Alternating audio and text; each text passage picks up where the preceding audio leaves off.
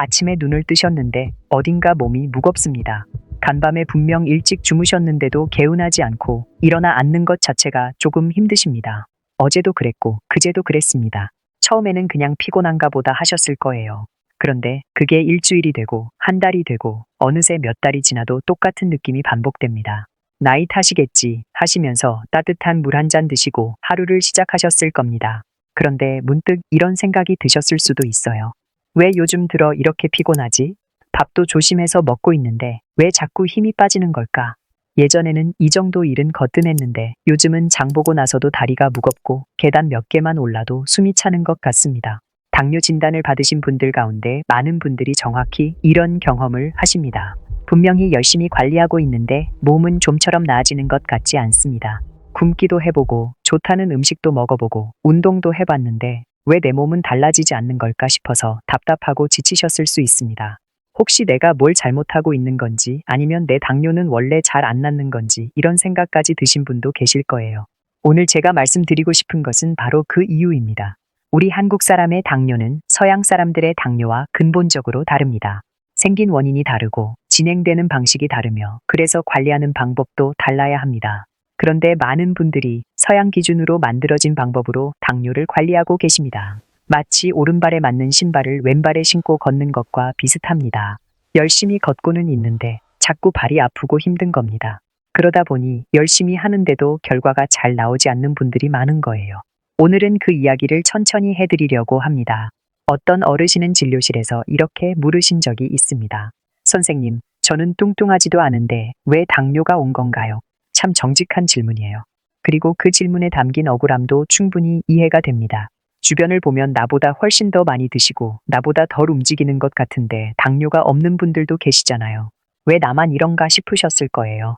우리 어른들이 평생 살아오시면서 몸을 아끼지 못했던 것들, 스트레스를 쌓아두고 참아온 것들, 기력을 다 쏟아부으며 일해온 시간들, 자식 키우고 부모 모시고 직장 다니느라 본인 건강은 늘 마지막 순서였던 세월들. 이런 것들이 어느 날 당뇨라는 이름으로 나타나는 경우가 상당히 많습니다. 비만이 아닌데도 당뇨가 오는 것, 이것이 우리 한국 사람들의 당뇨가 가진 가장 큰 특징 중 하나입니다. 그리고 이 사실을 이해하시는 것이 오늘 이야기의 출발점입니다. 끝까지 천천히 함께 들어주세요. 여러분의 몸이 보내는 신호를 이해하시는데 작은 도움이 되었으면 합니다. 그리고 오늘 이 이야기가 끝날 즈음에는 본인의 몸 상태를 조금 더 잘 이해하실 수 있게 되실 겁니다. 제가 진료실에서 만났던 한 어르신 이야기를 잠깐 해드리겠습니다. 70대 초반의 남성분이셨는데 평생 농사일을 하시다가 자녀분들 곁으로 이사를 오신 분이었어요. 처음 오셨을 때는 그냥 피곤하다고만 하셨습니다. 요즘 들어 밥맛이 좀 없고 아침에 일어나기가 유난히 힘들고 물을 자꾸 찾게 된다고요. 그런데 본인은 그게 당뇨와 관련된 신호라고 전혀 생각하지 않으셨어요. 그냥 나이가 들어서 그런 거라고, 농사일 오래 하다 보니 몸이 좀 지친 거라고 대수롭지 않게 여기셨습니다. 자녀분들이 병원에 가보라고 권유해도 바쁘다고 아직 괜찮다고 미루셨어요. 어르신들이 대체로 그러시잖아요. 병원 가는 것 자체를 뭔가 큰일처럼 느끼시는 경우가 많거든요. 그 상태가 1년 넘게 이어졌습니다. 그 사이에 조금씩 이상한 신호들이 더 생겼습니다.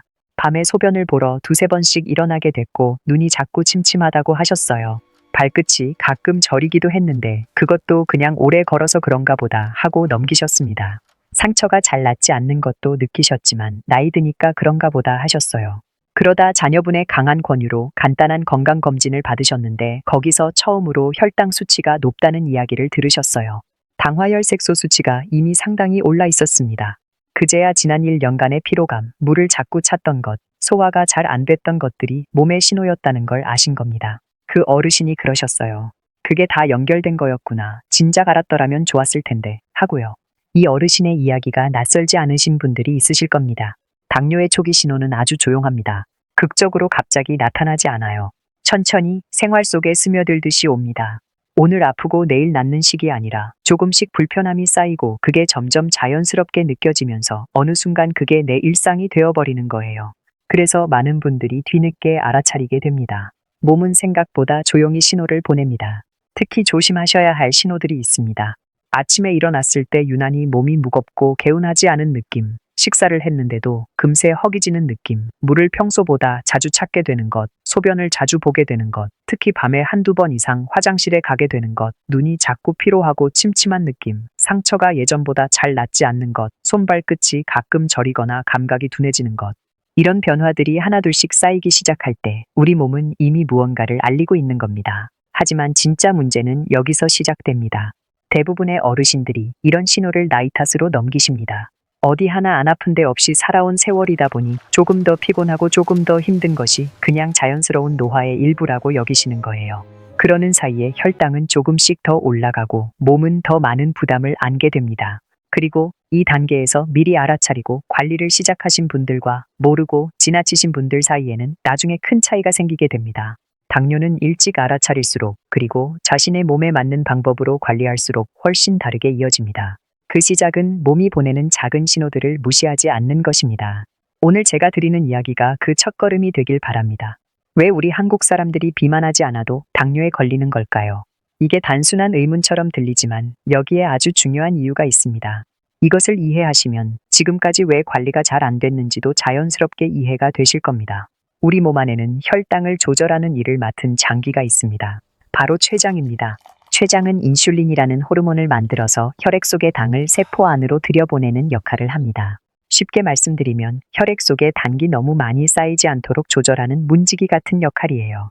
우리가 밥을 먹으면 혈당이 올라가고 췌장이 인슐린을 내보내서 그 혈당을 다시 안정시켜줍니다. 이 과정이 매 식사마다 반복됩니다.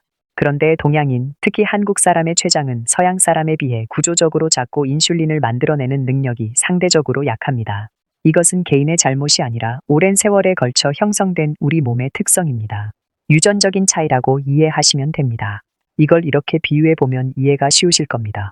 서양 사람의 췌장은 규모가 큰 공장이라고 생각해 보세요. 큰 공장이다 보니 짐이 많이 쌓여도 어느 정도는 버팁니다. 그런데 짐이 너무 많아지면, 그러니까 비만이 심해지면 결국 공장이 감당을 못하게 됩니다. 이것이 서양형 당뇨의 전형적인 모습입니다. 그래서 서양에서는 살을 빼면 혈당이 좋아지는 경우가 많아요. 반면에 우리 한국 사람의 췌장은 처음부터 작은 공장입니다. 작은 공장이지만 평생 열심히 일해왔어요. 그런데 거기에 스트레스라는 추가 부담이 지속적으로 쌓이거나 기력이 너무 소모되거나 몸에 열이 과하게 쌓이면 그 작은 공장이 결국 버티지 못하고 기능이 떨어지기 시작하는 겁니다. 짐이 아주 많아서가 아니라 공장 자체가 지쳐버린 거예요. 이 단계에서 차이가 나타나기 시작합니다. 서양형 당뇨는 공장의 규모 대비 짐이 너무 많은 문제이기 때문에 짐을 줄이는 것, 즉 체중을 줄이는 것이 효과적입니다. 하지만 우리 한국형 당뇨는 공장 자체가 지쳐 있거나 과열된 상태이기 때문에 짐만 줄인다고 해서 공장이 회복되지 않습니다. 오히려 이미 지친 공장에서 에너지 공급마저 줄여버리면 더 빨리 망가질 수 있어요. 이것이 바로 많은 분들이 열심히 굶으셨는데도 혈당이 안 좋아지거나 오히려 더 나빠지는 경우가 생기는 이유입니다. 이것이 바로 우리 한국 사람이 무조건 굶으면 안 되는 이유입니다. 한 가지 더 이해하셔야 할 것이 있습니다. 스트레스와 혈당의 관계입니다. 이 부분을 모르시는 분들이 참 많은데 사실 이게 굉장히 중요한 연결고리입니다. 우리가 스트레스를 받으면 몸 안에서 코르티솔이라는 호르몬이 분비됩니다. 이 호르몬은 위급 상황에 몸이 빠르게 대응할 수 있도록 에너지를 끌어올리는 역할을 합니다. 마치 비상경보가 울리면 모든 자원을 한 곳에 집중시키는 것과 비슷해요. 이 과정에서 간은 저장해 두었던 당분을 혈액 속으로 내보내게 됩니다. 혈당이 올라가는 거예요. 가끔 한 번씩 스트레스를 받는 건 괜찮습니다. 우리 몸은 그 정도는 충분히 회복할 수 있게 설계되어 있어요. 비상경보가 한 번 울리고 끝나면 몸도 다시 안정을 찾습니다. 하지만 문제는 만성 스트레스입니다. 비상경보가 매일, 매주, 수년에 걸쳐 계속 울린다면 어떻게 되겠습니까? 코르티솔이 계속 분비되고 혈당은 만성적으로 높은 상태가 유지되고 작은 췌장은 끊임없이 인슐린을 만들어내야 하는 부담을 안게 됩니다. 그러다 결국 지쳐버리는 것입니다.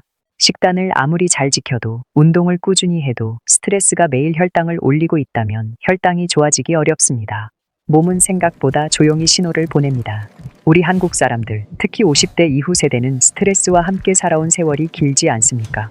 젊어서는 가난을 이겨내야 했고 중년에는 자식 키우고 부모 모시느라 몸을 아낄 새가 없었고 이제 좀 쉬려 하니까 건강 문제가 하나둘씩 나타나기 시작합니다. 그 오랜 스트레스가 우리 몸 어딘가에 고스란히 쌓여 있다는 것 잊지 마십시오.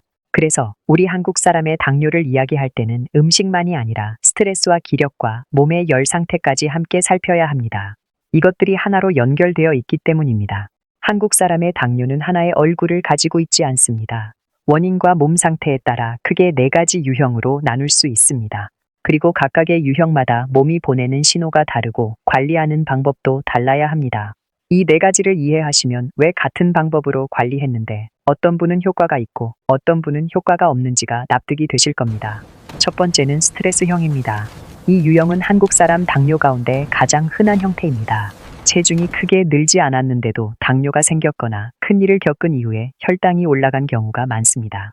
가족 중 누군가 큰 병을 앓았다거나 배우자를 잃었다거나 오랜 기간 경제적인 어려움이 있었다거나 하는 일 이후에 당뇨가 생기셨다면 이 유형일 가능성이 높아요. 이런 분들은 잠을 자도 개운하지 않고 꿈을 자주 꾸며 소화가 잘 안 되거나 가슴이 자주 두근거리는 느낌을 받습니다.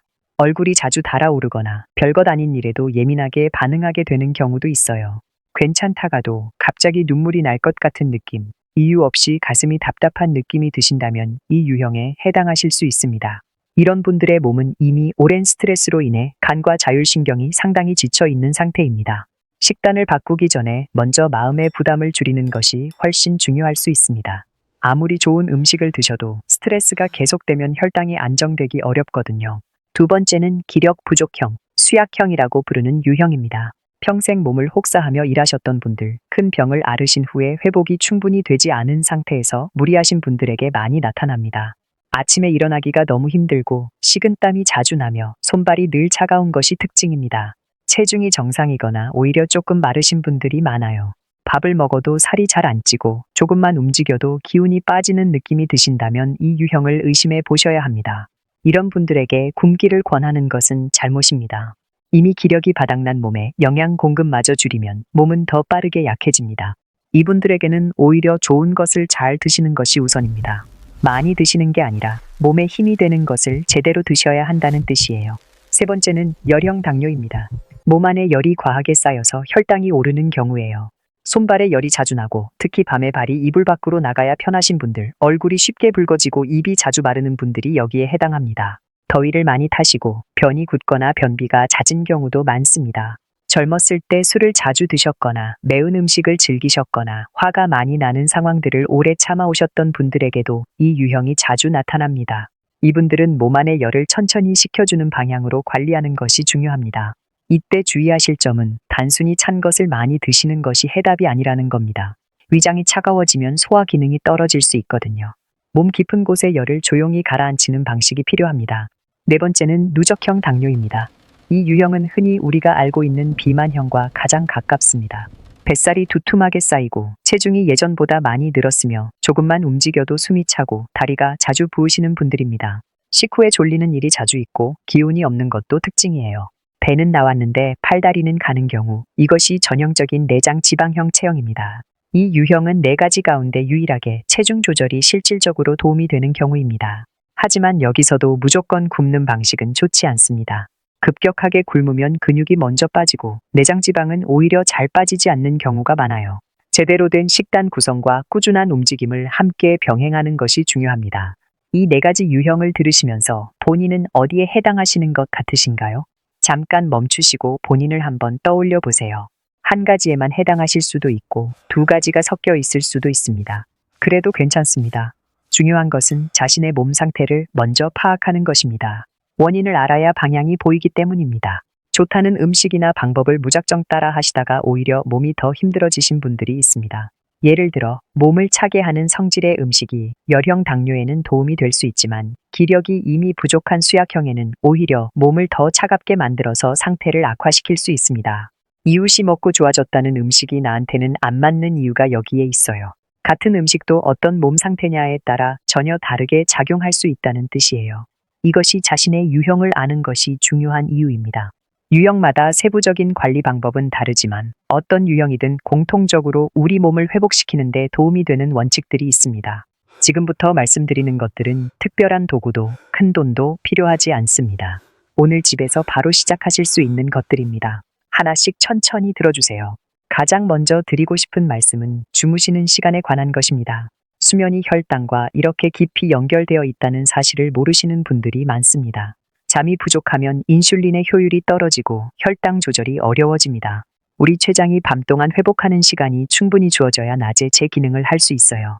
수면 부족 상태가 이어지면 몸 안에서 코르티솔이 더 많이 분비되고 그러면 아침 공복 혈당도 덩달아 높아집니다. 밤새 아무것도 안 먹었는데 아침 혈당이 높게 나오는 분들, 수면이 부족하지 않으신지 한번 살펴보세요.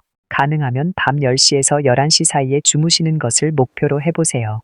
잠자리에 드시기 30분 전에는 스마트폰이나 텔레비전을 끄시고 따뜻한 물 한 잔을 천천히 드시며 마음을 가라앉히시면 도움이 됩니다. 잠이 잘 안 오시는 분들은 가벼운 발 스트레칭이나 손발 마사지를 해보세요. 혈액순환이 부드러워지면서 잠이 좀 더 잘 오실 수 있습니다. 두 번째는 따뜻한 물입니다. 이것이 너무 단순하게 들리실 수 있어요. 그런데 이게 정말 효과가 있습니다. 따뜻한 물을 하루에 규칙적으로 드시는 것만으로도 몸의 신진대사가 활발해지고 혈액순환이 부드러워지며 혈당 조절에 실질적인 도움이 됩니다. 또한 따뜻한 물은 우리 위장과 장을 편안하게 해주기 때문에 소화 기능을 돕고 변비 예방에도 좋습니다. 아침에 일어나자마자 한 잔, 식사 30분 전에 한 잔, 식후 2시간쯤에 한 잔.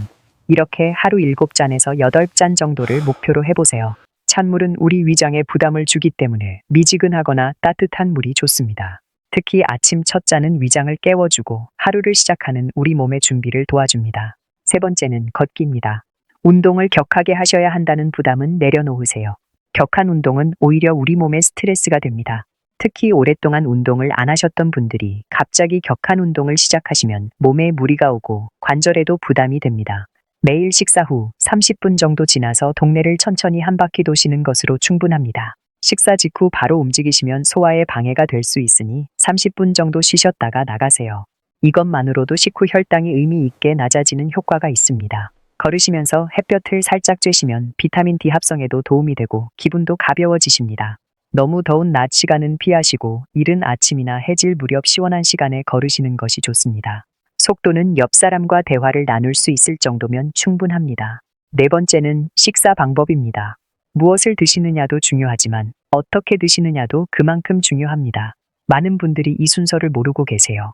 식사 순서를 채소 먼저, 그 다음 단백질, 마지막에 밥이나 탄수화물 순서로 드시면 식후 혈당 상승을 줄이는 데 도움이 됩니다. 채소의 식이섬유가 먼저 소화관을 코팅하면 이후에 드시는 탄수화물의 흡수 속도가 느려지거든요. 천천히 잘 씹어서 드시는 것도 중요합니다. 드실 때마다 30번 정도 씹으시면 소화도 잘 되고 혈당도 더 안정적으로 올라갑니다. 빨리 드시면 혈당이 급격하게 오르고 천천히 드시면 완만하게 오릅니다. 같은 음식을 드셔도 먹는 속도에 따라 혈당 반응이 달라진다는 것 기억해 주세요. 단백질은 매 식사마다 꼭 챙겨 드세요. 삶은 계란, 두부, 생선, 닭가슴살 같은 것들이요. 우리 어르신들 식사에서 단백질이 부족한 경우가 생각보다 많습니다. 반찬이 김치, 나물 위주이신 분들 특히 주의하세요. 단백질이 부족하면 근육이 빠지고 근육이 빠지면 혈당을 흡수하고 조절하는 우리 몸의 능력도 함께 떨어집니다. 근육은 혈당을 저장하는 창고이기도 하거든요. 근육을 지키는 것이 혈당을 지키는 것과 직결됩니다. 다섯 번째는 스트레스를 조금씩 내려놓는 연습입니다. 이게 말처럼 쉽지 않다는 거 압니다. 평생을 참고 견디며 살아오셨는데 이제 와서 스트레스를 줄이라는 게 공허하게 들리실 수도 있어요. 하지만 작은 것부터 시작해보세요. 하루 중 단 30분만이라도 본인만을 위한 시간을 만드세요. 좋아하시는 음악을 들으시거나 따뜻한 차를 드시며 가만히 앉아 계시거나 마당이나 공원을 천천히 걸으시거나 오랫동안 연락하지 못했던 친구에게 전화 한 통 하시거나 무엇이든 본인이 편안함을 느끼는 것이면 됩니다. 코로 천천히 들이마시고 잠깐 멈추셨다가 입으로 천천히 내쉬는 복식 호흡을 하루 2-3번 해보시는 것도 좋습니다. 이것만으로도 우리 자율신경의 안정을 찾는 데 도움이 됩니다. 어렵지 않아요. 지금 이 자리에서도 하실 수 있습니다. 숨을 천천히 들이마시고 잠깐 멈추고 천천히 내쉬어 보세요. 한 가지 더 말씀드리고 싶은 것은 혈당 측정에 대한 것입니다. 혈당을 자주 재시는 분들 가운데 수치 하나하나에 너무 예민하게 반응하시면서 오히려 더 큰 스트레스를 받으시는 분들이 있습니다. 아침에 혈당 수치가 조금 높게 나오면 그날 하루 내내 불안하고 걱정되시고 그 걱정이 또 혈당을 올리는 악순환이 생기기도 해요. 측정은 하루에 한두 번, 아침 공복과 저녁 식후 2시간 정도면 충분합니다. 수치에 매달리기보다 오늘 하루 잘 먹었는지, 잘 걸었는지, 잘 쉬었는지에 집중하세요. 좋은 생활이 쌓이면 수치는 자연스럽게 따라옵니다. 아까 말씀드렸던 그 어르신을 기억하시나요? 70대 초반에 농사일을 평생 하시다가 피곤함을 나이 탓으로 여기며 지내시다가 뒤늦게 혈당이 높다는 것을 알게 되셨던 분이요. 그분이 진료실에 처음 오셨을 때 이런 말씀을 하셨습니다. 선생님, 제가 뭘 잘못한 건지 모르겠어요. 이렇게 말씀하시는 눈빛이 아직도 기억에 남아 있습니다. 뭔가 잘못한 것에 대한 자책이 담겨 있었거든요. 그 눈빛 안에는 억울함도 있었고 두려움도 있었고 이제 어떻게 해야 하나 하는 막막함도 담겨 있었습니다. 하지만 그분은 잘못한 것이 없었습니다. 평생 새벽부터 저녁까지 쉬지 않고 일하셨고 자식들 먹이고 키우느라 본인 몸을 제일 마지막에 챙겨 오셨던 분이셨어요. 그 세월이 몸에 쌓인 것이지 개인의 잘못이 아닙니다. 당뇨 진단을 받으셨다고 해서 본인을 탓하지 않으셨으면 합니다. 이것은 평생 열심히 사셨던 우리 몸이 보내는 신호이지 잘못 살아온 결과가 아닙니다. 다만 이제는 그 몸이 보내는 신호를 조금 더 귀 기울여 듣고 그에 맞는 방법으로 돌봐주는 것이 필요했던 거예요. 그분은 기력 부족형에 해당하셨습니다. 그래서 식사를 줄이기보다 좋은 것을 제대로 드시도록 했고 평생 해오신 이른 기상 습관을 조금씩 늦추어 충분히 주무실 수 있도록 했습니다. 따뜻한 성질의 차를 매일 드시고 쉬는 시간을 의도적으로 만드셨어요. 자녀분들도 함께 도와주셔서 저녁에는 가족이 같이 짧게 산책하는 시간도 만드셨습니다. 처음에는 쉬는 게 오히려 어색하고 불안하다고 하셨습니다. 평생 움직이며 사셨던 분이니까요. 놀면 안 된다는 생각이 몸에 배어 있으셨어요. 그런데 한 달쯤 지나면서 아침에 일어나는 것이 조금씩 덜 힘들어지기 시작하셨고 2달이 지나자 손발이 덜 차다고 하셨습니다. 밥맛도 조금씩 돌아오고 얼굴에 생기가 생기기 시작하셨어요. 3달 후에 다시 혈당 수치를 확인해 보니 의미 있는 변화가 있었습니다. 무언가를 극적으로 바꾸어서가 아니었습니다. 자신의 몸에 맞는 방향을 찾아서 조금씩 꾸준히 해나갔기 때문이었습니다. 큰 돈을 쓴 것도 아니고 특별한 약을 드신 것도 아니었어요. 본인의 몸이 무엇을 필요로 하는지 알고 그에 맞게 생활을 조금씩 바꾸신 것이 전부였습니다. 여러분, 당뇨라는 진단이 두렵게 느껴지실 수 있습니다. 특히 합병증에 대한 이야기를 들으시면 더 무겁게 느껴지실 거예요. 하지만 당뇨는 올바른 방향으로 관리하면 충분히 안정적으로 지낼 수 있는 상태입니다. 진단을 받으셨다고 해서 모든 것이 끝난 게 아닙니다. 오히려 지금부터 어떻게 하느냐가 훨씬 더 중요합니다. 중요한 것은 서양 기준의 방법을 무조건 따라가기보다 우리 몸의 특성에 맞는 방법을 찾는 것입니다. 오늘 말씀드린 내용을 다시 한번 정리해 드리겠습니다. 우리 한국 사람의 췌장은 서양 사람보다 작고 약합니다. 그래서 비만하지 않아도 당뇨가 올 수 있고 스트레스나 기력 소모, 몸의 열 축적이 중요한 원인이 됩니다. 무조건 굶는 방식은 많은 분들에게 오히려 역효과가 납니다. 우리 한국 사람의 당뇨는 스트레스형, 기력 부족형, 열형, 누적형으로 나뉘며 각각 다른 접근이 필요합니다. 그리고 충분한 수면, 따뜻한 물, 매일의 가벼운 걷기, 올바른 식사 방법, 스트레스를 조금씩 내려놓는 것. 이 5가지가 어떤 유형이든 공통으로 도움이 되는 원칙입니다. 오늘 말씀드린 내용이 여러분 본인의 몸을 이해하시는데 조금이라도 도움이 되셨으면 합니다. 한 번에 모든 것을 바꾸려 하지 않으셔도 됩니다. 오늘 아침에 따뜻한 물 한 잔 드시는 것, 식사 후에 짧게 한 바퀴 걸으시는 것, 오늘 밤 조금 일찍 주무시는 것. 이런 작은 것 하나부터 시작해보세요. 작은 변화가 쌓이면 몸은 천천히 반응하기 시작합니다. 한 달 후에, 3달 후에 달라진 본인의 몸 상태를 느끼시게 될 겁니다. 몸은 생각보다 솔직합니다. 작은 변화에도 천천히 응답하기 시작합니다. 주변에 비슷한 고민을 하고 계신 분이 있다면 오늘 이 이야기를 함께 나눠보시는 것도 좋겠습니다. 혼자 끙끙 앓지 마시고 가족분들과도 편하게 이야기 나눠보세요. 당뇨 관리는 혼자보다 함께 할 때 훨씬 더 잘 됩니다. 가족이 함께 식사 습관을 바꾸고 함께 저녁 산책을 하고 서로 격려해 주는 것. 이것이 가장 좋은 환경입니다. 그리고 몸의 신호가 느껴지실 때는 혼자 판단하시기보다 가까운 의료기관에서 전문가의 도움을 받으시는 것이 무엇보다 중요합니다.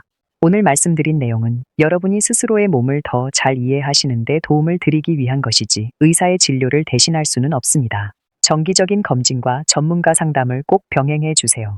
여러분 평생 고생 많으셨습니다.